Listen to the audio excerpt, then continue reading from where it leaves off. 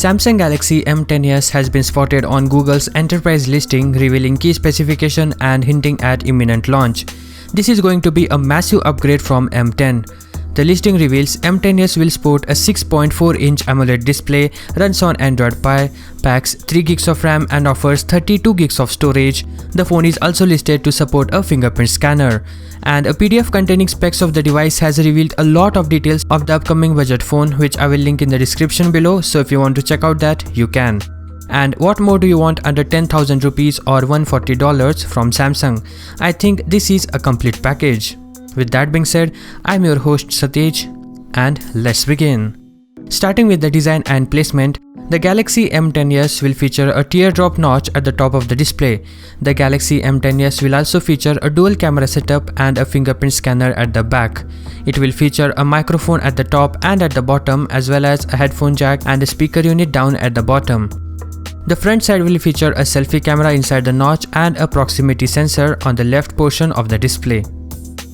The Galaxy M10s will have a 6.4-inch AMOLED screen, unlike the smaller LCD screen of the M10, but the resolution will be 720p+, which is common for phones at this price point.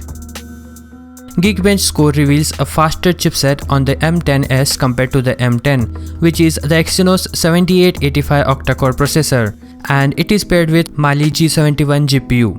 There is also more memory on this phone, with the specs being bumped up to 3GB 32GB instead of 2GB and 16GB.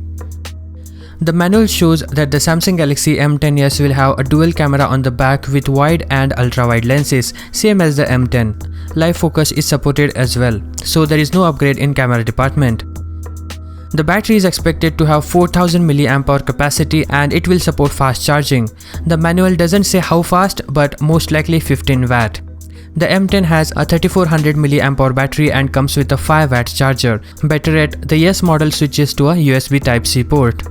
And if you are having questions regarding hybrid SIM slot, then don't worry, the card tray fits 2 SIM cards and a microSD card, so you have room to expand. So I think this phone has got it all. It won't be flashy like other phones, but at this price point, you sure do get value for what you pay. And if compared to other Samsung budget-friendly options, this is very promising of them all. Thumbs up to Samsung for doing that.